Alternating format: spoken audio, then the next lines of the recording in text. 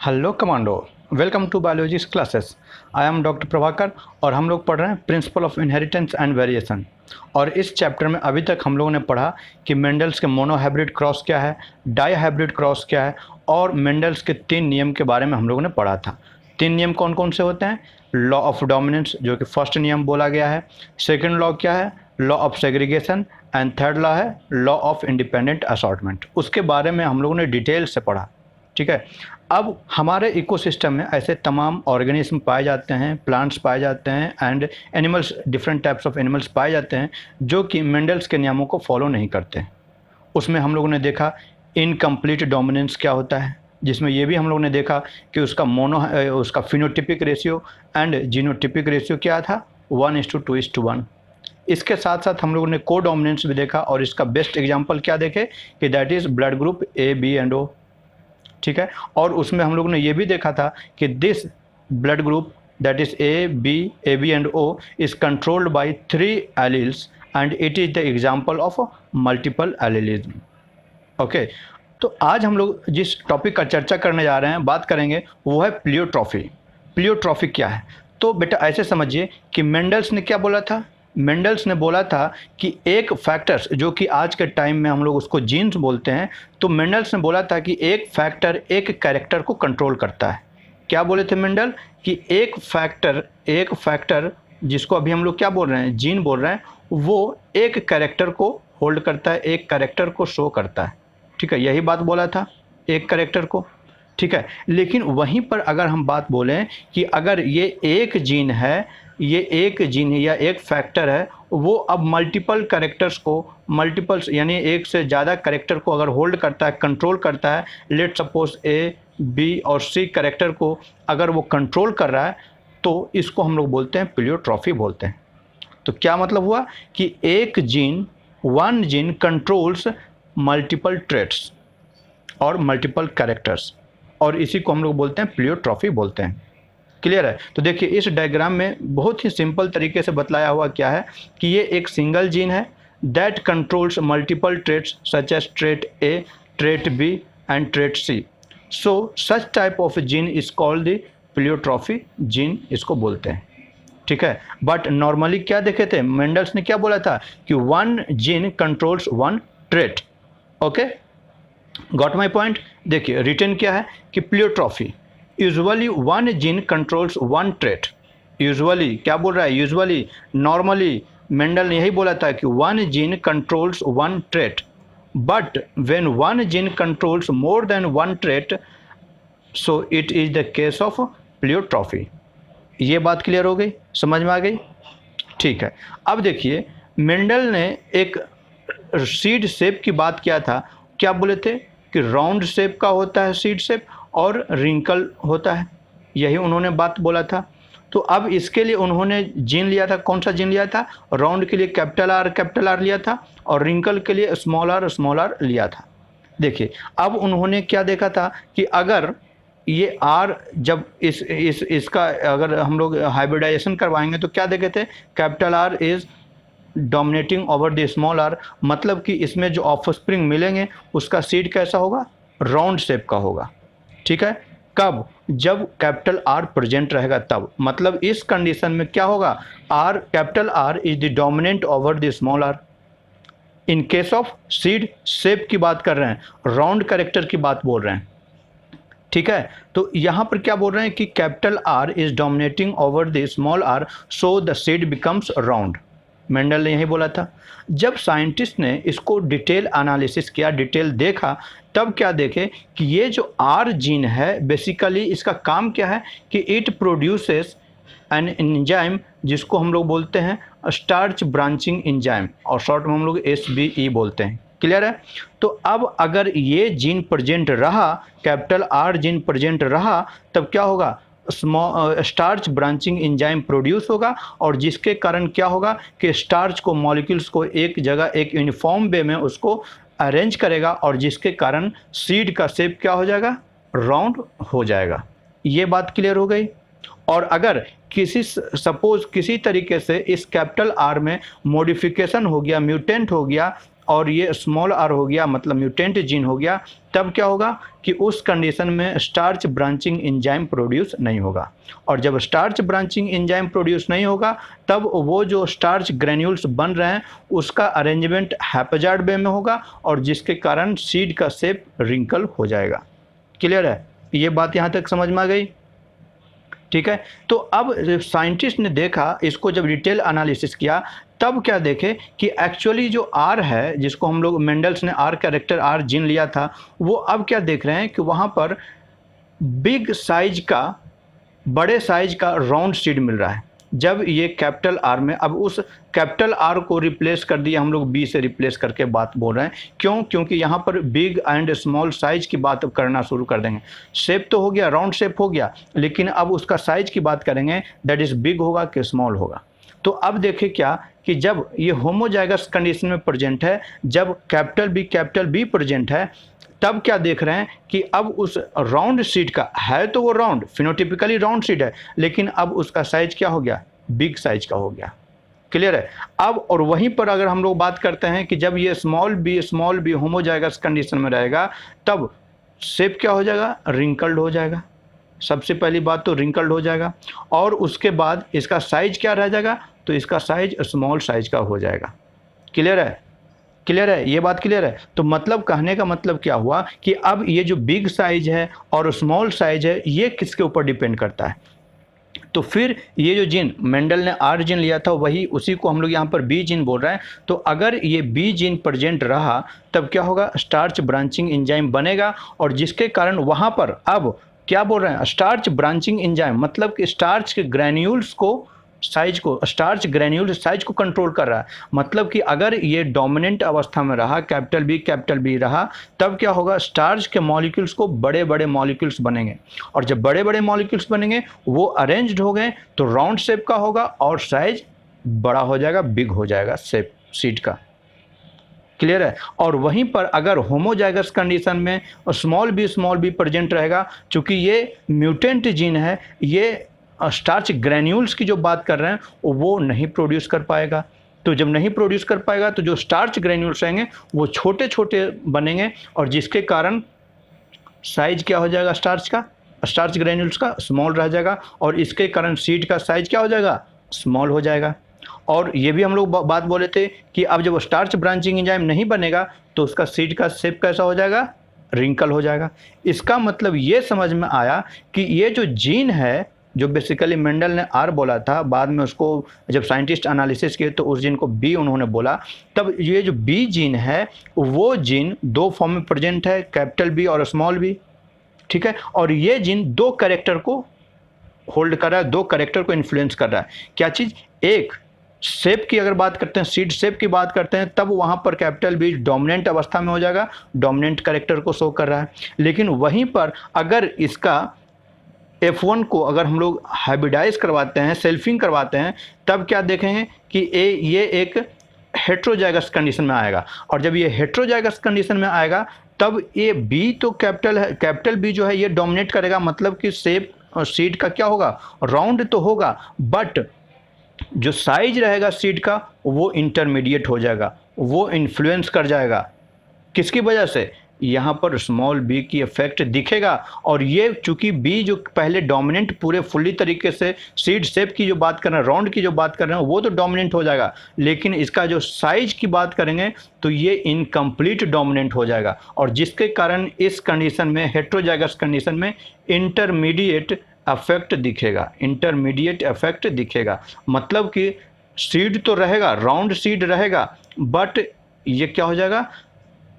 अपने सीड का जो बड़ा साइज है उससे छोटा रह जाएगा और छोटे वाले सीड से बड़ा साइज का रह जाएगा, मतलब इंटरमीडिएट साइज का रह जाएगा। क्लियर है बात? ये क्लियर है?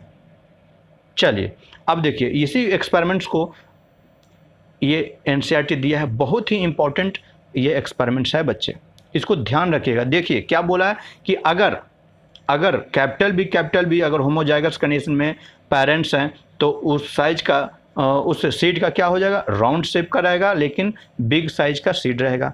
वहीं जब स्मॉल बी रखेंगे तब स्मॉल सीड रहेगा और वो रिंकल रहेगा। गैमेट बन गया capital B and small B. अब यहाँ पर F1 जनरेशन को सेल्फ करवाया गया, तब अच्छा यहाँ पर क्या बनेगा F1 जनरेशन में, capital B small B, round रहेंगे, सीड का शेप क्या रहेगा, राउंड रहेगा, बट ये इंटरमीडिएट साइज का रहेगा, मतलब ना ही बड़ा और ना ही छोटा, उसके बीच का साइज रहेगा। ठीक है, अब इसको अगर सेल्फिंग करवाते हैं तो देखिए ये गैमेट बन गए, ये गैमेट बन गए, और इसको देखिए कैपिटल बी रहा तो बिग राउंड शेप का सीड बनेगा, और स्मॉल बी रहा होमोजाइगस कंडीशन में तो स्मॉल रिंकल्ड पेरेंट्स के समान बन गया। और ये देखिए ये बीच में जब ये हेट्रोजाइगस कंडीशन में रहेगा तब ये कैपिटल बी तो स्मॉल बी के ऊपर डोमिनेट कर जाएगा in the terms of shape of the seeds. बार बार बोल रहे हैं बच्चे कि शेप का, सीड का शेप के आधार पर बात करेंगे तो कैपिटल बी जो है वो डोमिनेट करेगा, डोमिनेंट कैरेक्टर को शो करेगा, तो वो क्या हो जाएगा, राउंड शेप का हो जाएगा। बट वहीं पर अगर हम लोग जीन के स्टार्च ग्रैन्यूल्स की बात करेंगे तब क्या होगा, उसका इंटरमीडिएट इफेक्ट्स दिखेगा, इंटरमीडिएट साइज का वो बनाएगा स्टार्च ग्रैन्यूल्स, और जिसके कारण क्या हो जाएगा, इसका जो साइज रह जाएगा वो इंटरमीडिएट हो जाएगा।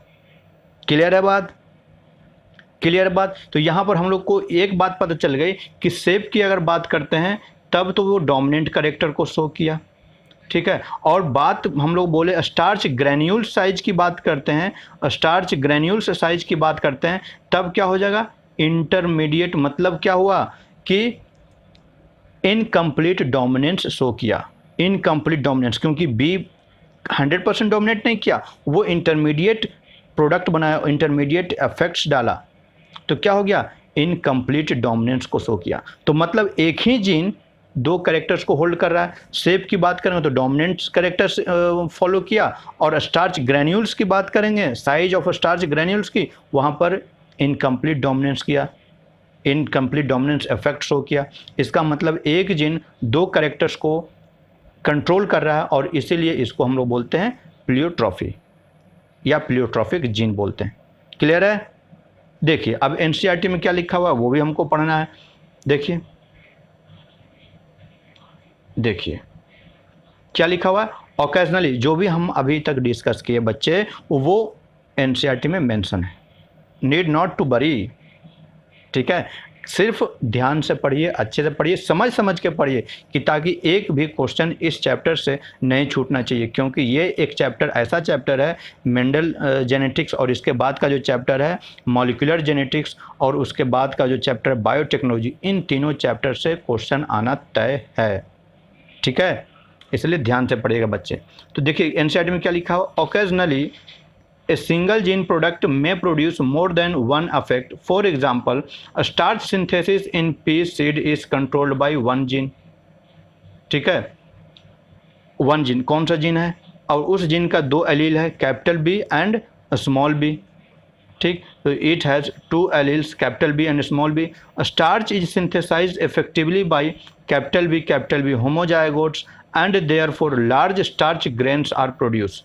हम लोग बात किए थे कि कैपिटल बी होमोजाइगस कंडीशन में प्रेजेंट रहा तब स्टार्च ग्रैन्यूल्स का साइज बड़े बड़े बनेंगे, और जिसके कारण क्या होगा, उसका शेप जो रहेगा राउंड तो रहेगा लेकिन वो कैसा हो जाएगा, बड़ा सीड हो जाएगा।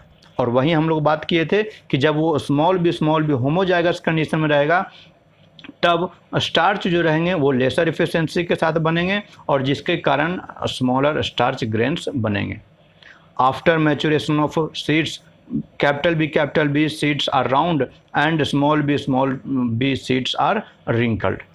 In the case of heterozygotes produce round seed, देखिए heterozygotes में round seed बनेंगे, and so the B seems to be dominant allele. जब अगर वो हेट्रोजाइगस कंडीशन में, इस कंडीशन में है तो कैसा होगा, सीड राउंड सीड होगा, तो इसका मतलब capital B is dominating over the small B, hence it will show in the terms of roundness of the seed, shape of the seed, so it will show the dominant alleles, dominant character show करते हैं। But in terms of starch grains क्या रहेंगे, but in starch grain produces are intermediate size as in the case of heterozygote condition. So यहाँ पर क्या हो गया कि so if starch grain size, यहाँ पर क्या बात बोल रहे हैं, स्टार्च ग्रेन साइज की बात करते हैं, तब हमारा फिनोटाइप कैसा हो मिल रहा है, इंटरमीडिएट मिल रहा है, और इंटरमीडिएट किस कंडीशन में मिलता है? इनकम्प्लीट डोमिनेंस में। तो यहाँ पर हम लोग अगर स्टार्च ग्रेन की बात करते हैं तो इंटरमीडिएट अफेक्ट्स देखने को मिल रहा था, इंटरमीडिएट फिनोटाइप मिल रहा था, और वो इनकम्प्लीट डोमिनेंस के कैरेक्टर शो किया। और वहीं पर अगर हम लोग सीड शेप की बात करेंगे तो वो राउंड शेप मिल रहा था, मतलब कि वो capital B is dominating over the small B, so it shows the dominant character in terms of seed shape. तो अब यहाँ पर एक ही जीन है, एक जीन एक है, लेकिन फिनोटाइप दो कंट्रोल कर रहा है। एक राउंड सीड यानी शेप ऑफ सीड की बात कर रहे हैं, और दूसरा स्टार्च ग्रैन्यूल्स साइज की बात कर रहे हैं, और इसी को हम लोग बोलते हैं प्लियोट्रॉफिक जीन। क्लियर है? अब देखिए आगे क्या लिखा हुआ है उसके बारे में भी हम लोग देख लेते हैं। ठीक है, समझ में आ गया है? ओके।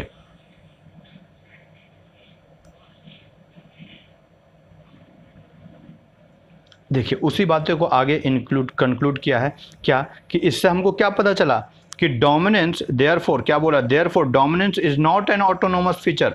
डोमिनेंस कैरेक्टर ही सिर्फ एकलौता फीचर्स नहीं है, वही एक फीचर्स नहीं है किसी एक जीन का, प्रोडक्ट भी निर्भर करता है। तो देखिए लिखा हुआ है कि therefore dominance is not an autonomous feature of a gene और the product that it has information for. It depends as much on the gene product and the production of a particular phenotype from the product as it does on the particular phenotype that we choose to examine, as in case more than one phenotype is influenced by the same gene। जैसे कि अभी हम लोग बात किए, एक ही gene दो phenotype को कंट्रोल कर रहा है, सीड शेप को कंट्रोल कर रहा है और स्टार्च ग्रैन्यूल्स को भी कंट्रोल कर रहा है। ठीक है, तो इस तरीके से ऐसे जीन्स को हम लोग क्या बोले, प्लियोट्रॉपिक जीन बोलते हैं। क्लियर हो गया? अच्छा, अब देखिए क्या, अब इससे हमको ये पता चल गया कि प्लियोट्रॉफी क्या होता है, उसके बारे में हमको इतना समझने के बाद ये तो कंक्लूजन हो गया कि मतलब एक जीन अगर दो कैरेक्टर्स को कंट्रोल कर रहा है तो वैसे जीन को हम लोग प्लियोट्रॉपिक जीन बोलते हैं। लेकिन इन नॉर्मल केसेस एक जीन एक कैरेक्टर को होल्ड करता है, एक कैरेक्टर को एक्सप्रेस करता है। ठीक है, देखिए क्या लिखा हुआ है कि प्लियोट्रॉफी, अब एनसीईआरटी क्या बोल रहा है कि we have so far seen that effect of a gene on a single phenotype और trait. There are, however, instances where a single gene can exhibit multiple phenotypic expression, and such a gene is called the pleiotropic gene। इसमें कोई दिक्कत किन्हीं को कोई दिक्कत? चलिए, बहुत बढ़िया बच्चे। चलिए, अभी तक हम लोग ने देखा कि प्लांट्स में देखा कि इस तरीके से प्लियोट्रॉपी जीन अपना इफेक्ट, एक जीन दो कैरेक्टर को कंट्रोल कर रहे हैं। तो क्या ये ऐसे प्लियोट्रॉपिक जीन एनिमल्स में भी प्रेजेंट होते हैं? तो यस, हमारे बॉडी में अगर ह्यूमंस की बात करते हैं तो हमारे बॉडी में भी ऐसे जीन प्रेजेंट रहते हैं, प्लियोट्रॉपिक जीन प्रेजेंट रहते हैं, जो कि एक जीन मल्टीपल्स दो कैरेक्टर को कंट्रोल करते हैं। और इसका बेस्ट एग्जाम्पल है फिनाइल क्यूटिनेरिया। फिनाइल क्यूटिनेरिया में क्या होता है कि एक अमीनो एसिड होता है फिनाइल अलानिन, ठीक है, और वो फिनाइल अलानिन कन्वर्ट होता है in the normal case. Normally क्या होता है, phenylalanine amino acid converts into the tyrosine in the presence of an enzyme that is called the phenylalanine hydroxylase. ठीक है, तो अगर phenylalanine hydroxylase enzyme present रहा तो phenyl alanine को कन्वर्ट कर देगा किस में, टायरोसिन में। This is the normal process, but somehow that gene that is present on the chromosome number 12 that get mutated, और जिसके कारण क्या होगा कि फिनाइल अलानिन हाइड्रोक्सिलेस एंजाइम नहीं बनेगा। तो नहीं बनेगा मतलब कि फिनाइल अलानिन कन्वर्ट नहीं होगा टायरोसिन में, और जब टायरोसिन में कन्वर्ट नहीं होगा तो फिनाइल अलानिन बॉडी में एक्युमुलेट होना शुरू कर जाएगा, वो ऑर्गन्स के बीच में, टिश्यूज़ में, ऑर्गन्स में वो डिपॉजिट होना शुरू कर जाएगा, और जिसके कारण क्या होगा कि वो फर्दर दो केमिकल्स को बनाएगा, प्रोड्यूस करेगा, phenyl lactic acid, phenyl acetic acid, और जो टॉक्सिक हमारे लिए रहेगा।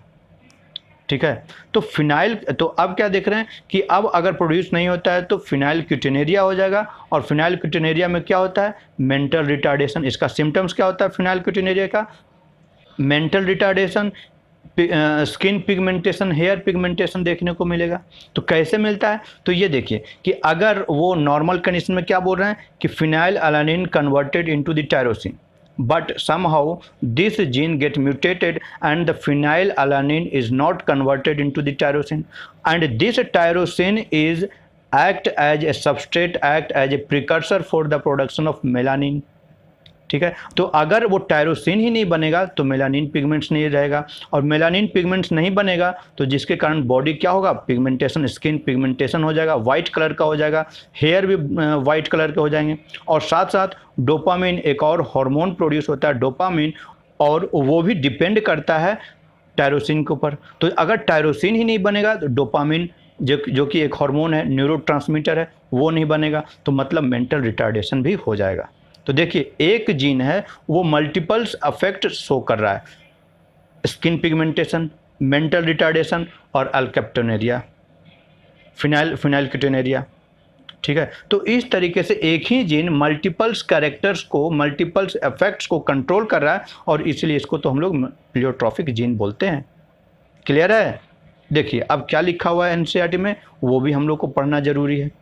ठीक है, तो देखिए the underlying mechanism of pleiotrophy in most cases is effects of a gene on metabolic pathway। ये metabolic pathway को भी influence करता है, which contributes towards the different phenotypes।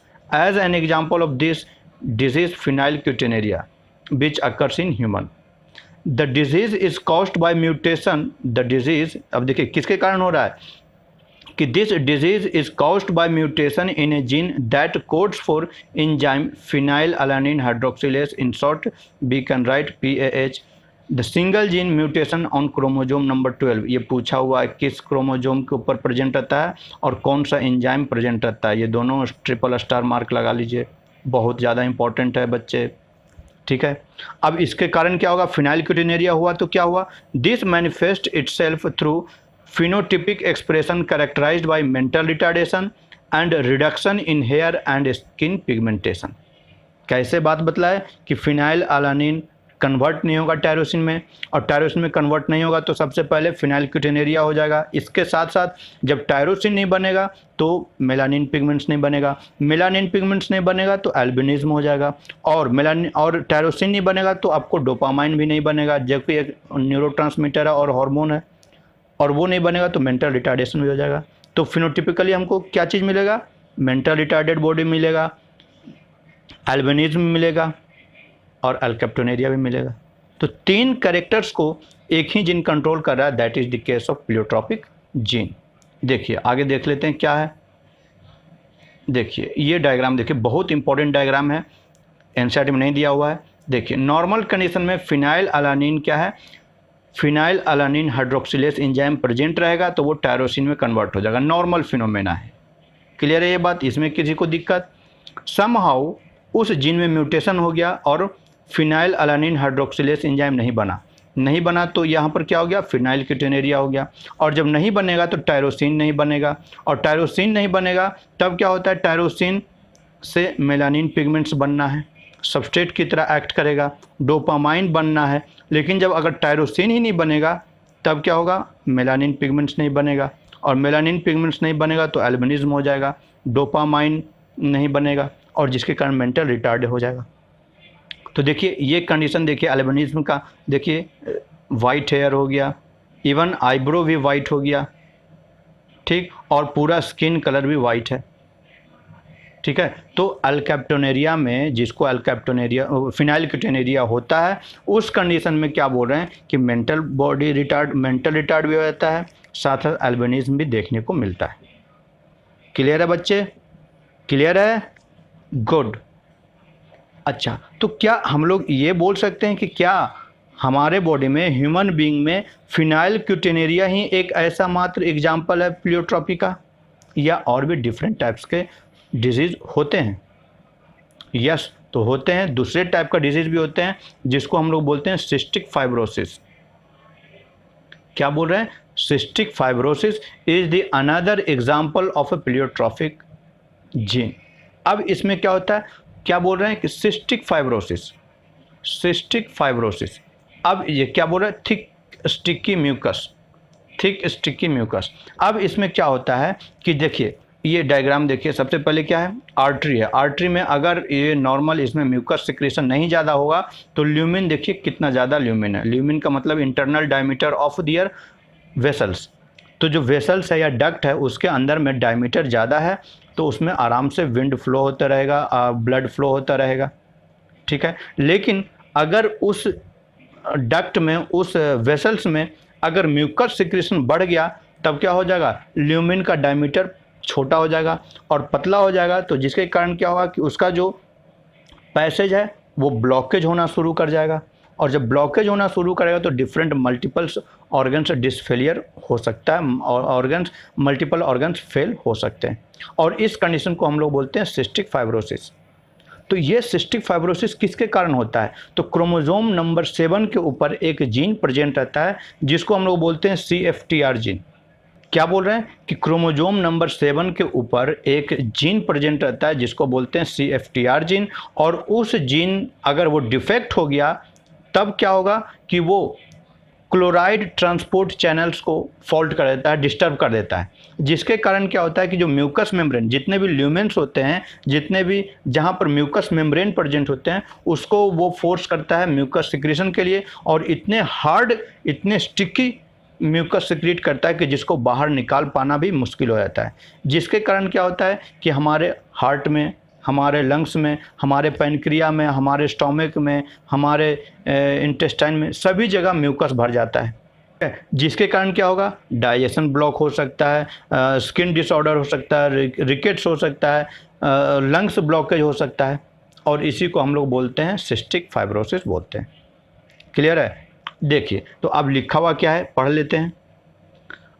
Other example of pleiotropy is cystic fibrosis, this is called the thick sticky mucus. इतना thick हो जाता है कि खांसने के बाद भी वो बाहर नहीं निकल पाता है, इतना थिक हो जाता है। और ये किसके कारण होता है, that is CFTR gene present on the chromosome number 7। और ये कैसे अफेक्ट करता है, तो देखिए defective genes produces a faulty chloride transport channels causing mucus to build up in a duct of liver, pancreas, lungs, sweat glands, that results in the blocked fat digestion, skin disorder, rickets, failure of cilia and salty sweats। ये सब produce करेंगे, और जिसके कारण क्या होगा, stomach block हो सकता है, लंग्स हैम्पर कर सकता है, पैनक्रिया को हैम्पर कर सकता है, डिस्टर्ब कर सकता है, स्मॉल इंटेस्टाइन को डिस्टर्ब कर सकता है, मल्टीपल्स ऑर्गन्स फेलियर क्रिएट कर सकता है। तो आप बोलिएगा कि ये प्लियोट्रॉफी कैसे हुआ, तो देखिए ये काम क्या किया, एक फॉल्टी क्लोराइड ट्रांसपोर्ट चैनल्स को फॉल्ट कर दिया, उसको ख़राब कर दिया, जिसके कारण म्यूकस का सिक्रेशन हुआ, और ये म्यूकस जितने भी ल्यूमेंस हैं उन सबको, डक्ट को क्या कर दिया, ब्लॉकेज करना शुरू कर दिया, जिसके कारण मल्टीपल्स ऑर्गन्स, फिनोटिपिकली क्या हो गया, लंग्स भी अफेक्ट किया, स्मॉल इंटेस्टाइन, पैनक्रिया, स्टोमक, सभी को ब्लॉकेज करना शुरू कर दिया। इसका इफेक्ट डिफरेंट ऑर्गन्स को करना शुरू कर दिया, और इसीलिए इसको हम लोग प्लियोट्रॉफिक जीन के अंदर में पढ़ते हैं। क्लियर है बच्चे, क्लियर है। तो आज हम लोग इतना ही पढ़ते हैं, नेक्स्ट क्लास में कुछ और डिस्कस करेंगे। तब तक के लिए पढ़ते रहिए बच्चे। Have a nice day, thank you.